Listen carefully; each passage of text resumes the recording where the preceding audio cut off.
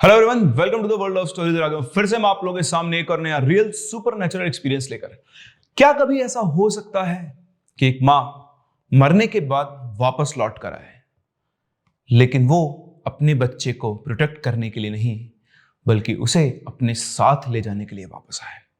जी हाँ, ऐसा ही कुछ हुआ हमारे आज की कहानी में, जो हमारे साथ शेयर की है स्वाति ने, जो बिलोंग करती है हिमाचल प्रदेश से। और ये जो इंसिडेंट हुआ उनके घर में हुआ, और ये करीबन आज से 20 से 25 साल पुराना इंसिडेंट है, जहां पर एक मां वापस से आई अपने बच्चे को अपने साथ ले जाने के लिए।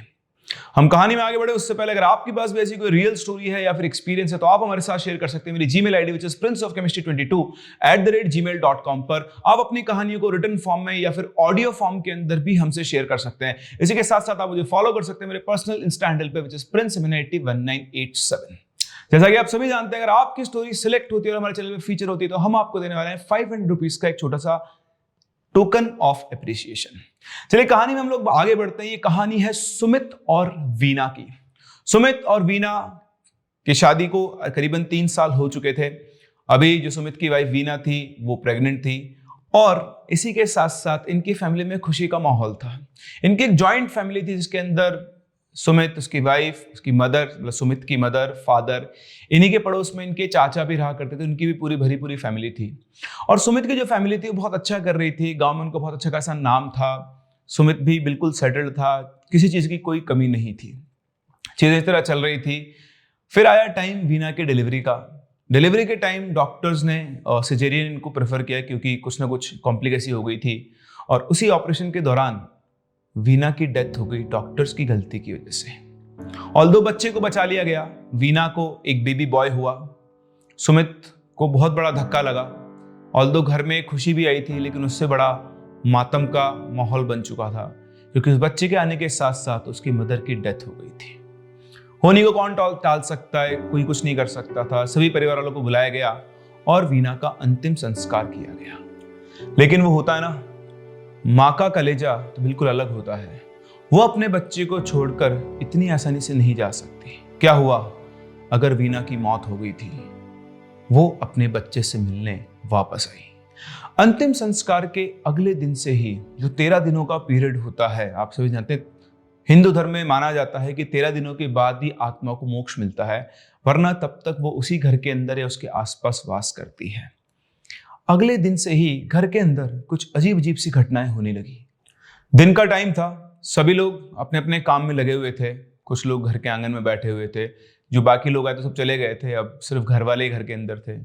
तभी अचानक से सबको किचन के अंदर से बहुत सारे बर्तन गिरने की आवाज सुनकर सतीश, उसकी मदर, भागकर किचन के पास पहुंचते हैं तो देखते हैं किचन के अंदर सारे बर्तन नीचे गिरे हुए थे, बिल्कुल तहस नहस सब कुछ फैला हुआ था, और वहां पर कोई भी नहीं था।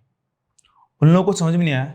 किचन में एक खिड़की थी, लेकिन हवा नहीं चल रही थी। हवा की वजह से बर्तन गिरे हुए नहीं थे। उनको देखकर कुछ अजीब सा लगा, क्योंकि ये लोग समझते थे इन चीजों को, तो उन्हें एहसास हुआ कि हो ना हो ये वीना है।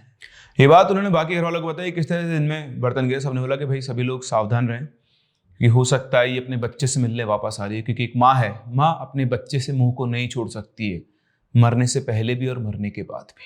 तो सभी लोगों को सावधान रहने को कहा गया। फिर इसके बाद रात को जब सभी लोग खाना खा पी कर सोने जा रहे थे, अपने अपने बिस्तर पर थे, तभी एक को नहीं सभी लोगों को छत के ऊपर पायल की आवाज आने लगी। पायल ऐसे बज रही थी जैसे कोई चल रहा हो, और उसके साथ साथ उसके चलने की वजह से पायल खनक रही हो। मैं आपको इनके घर का थोड़ा सा हुलिया बता दूं। इनके घर में दो मंजिल का घर था, जिसमें बाहर आंगन था और स्ट्रक्चर एक के ऊपर दूसरी स्ट्रक्चर थी। जो दूसरा ऊपर की तरफ का पोर्शन था, उसमें बिल्कुल जो घर खत्म होता है उसमें एक रूम था, और उसमें एक बहुत बड़ी विंडो थी। उस विंडो को हिमाचल में जो लोग होते हैं वो बॉडी बुलाते हैं, तो एक बॉडी थी, और वो जो बॉडी थी वो वीना का फेवरेट प्लेस था। जब वो जिंदा थी तो वहां पर खड़ी होकर चारों तरफ देखा करती थी। तो जैसे ही सब लोगों को पायल की आवाज आई, सब लोग उठे, और सुमित सबसे पहले भागकर ऊपर गया, तो उसे वहां पर कोई भी नहीं दिखा।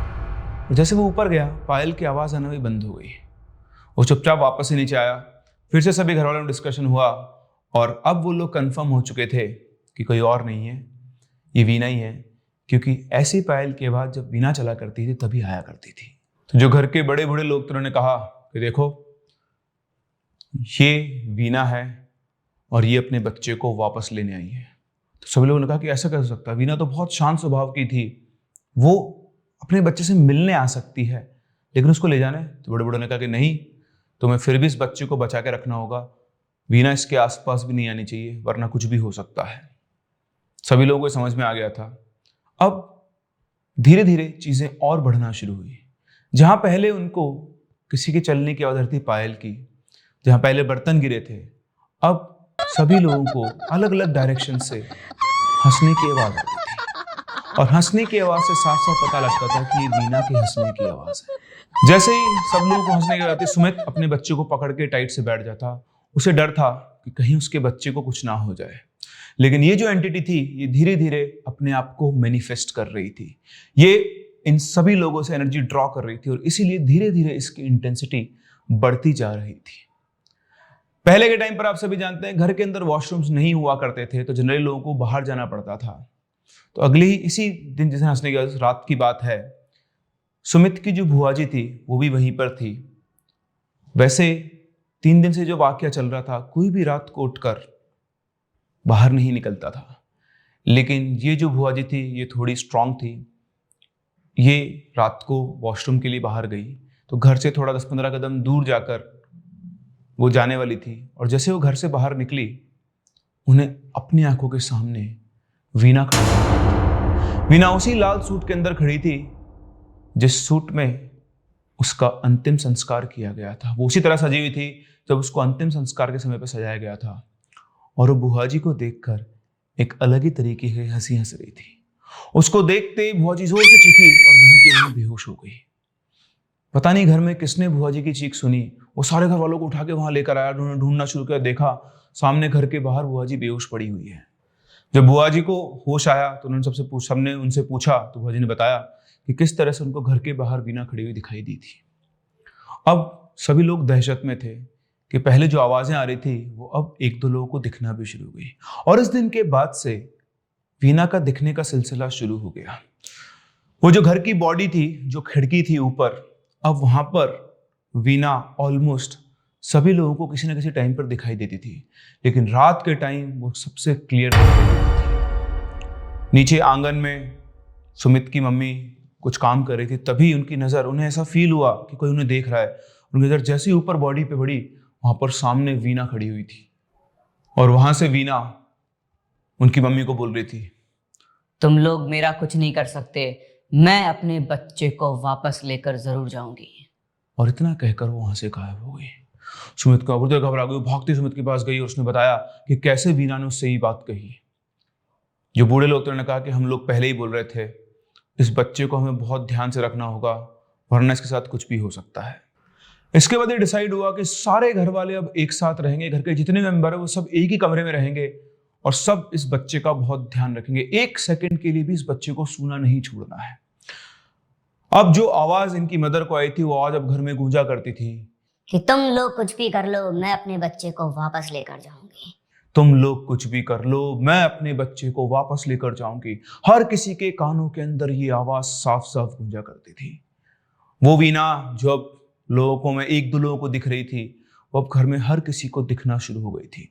वो सबको दिखती थी लेकिन वो किसी को भी नुकसान नहीं पहुंचाती थी।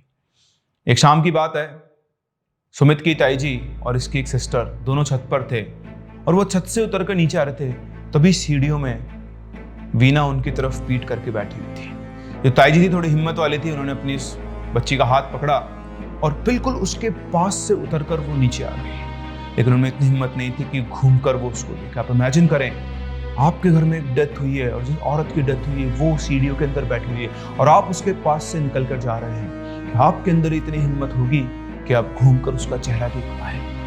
कुछ ऐसी हालत उनकी ताई जी की भी थी, लेकिन बहुत स्ट्रांग विल पावर वाली वो औरत थी जिसके पास से निकलकर सीधी घर के अंदर चली गई। अब तक वीना की मौत को 6 से 7 दिन गुजर चुके थे और जैसे चीजों की इंटेंसिटी बढ़ती जा रही थी, घर वालों ने डिसाइड किया कि हम लोग अकेले इस बच्चे को नहीं बचा पाएंगे, हमें किसी को बुलाना होगा। फिर उन्होंने एक पंडित जी से बात की। एक पंडित जी के पास वो गए दिन में और उनको बुलाया। वो पंडित जी वहां पर आए, उन्होंने उस छोटे बच्चे को एक धागा बांधा, साथ में सुमित के हाथ में भी एक धागा बांधा और उससे कहा कि इस बच्चे को अपने से अगले 6-7 दिनों के लिए इस बच्चे को अपने से बिल्कुल भी अलग मत करना, कोशिश करना कि तुम इस घर से बाहर बिल्कुल ना निकलो। उसी के साथ साथ उन्होंने उस घर के चारों तरफ जो राख होती है उस राख से एक घेरा बना दिया। घेरा बनाने के बाद पंडित जी ने बोला कि सुनो, सभी लोग ध्यान से सुन लो, अब तुम सब लोगों को इसी घेरे के अंदर रहना है। वो जो कोई भी है वो इस घेरे को पार करके अंदर नहीं आ सकती, चाहे कुछ भी हो जाए, तुम लोग इस घेरे से बाहर मत निकलना। उस टाइम पर लाइट्स भी कमी हुआ करती थी, तो शाम के टाइम पर तो बहुत रेयरली शायद आधे 1-2 घंटे के लिए लाइट आया करती थी, बाकी गांव साइड में अंधेरा ही रहता था। तो शाम होते ही घर में जो पंडित जी थे वो आए, उन्होंने दीपक जला दिए।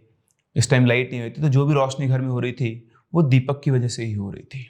सुमित अपने बच्चे को लेकर अपने मामा जी के साथ अपने घर के सबसे अंदर वाले कमरे में एक छोटी जगह के अंदर छुप के बैठा हुआ था, ये सोचकर कि वीना वहां तक नहीं आ पाएगी। और उसके साथ साथ उसके मामा जी भी उसको हिम्मत बंधा रहे थे कि तू चिंता मत कर, मैं तेरे साथ हूं। पंडित जी के जाने के थोड़ी देर के बाद ही वीना सब लोगों की नजरों के सामने खड़ी थी घर के बाहर। उसने चारों तरफ की चीजों को देखा और फिर उसने अपना काम शुरू किया।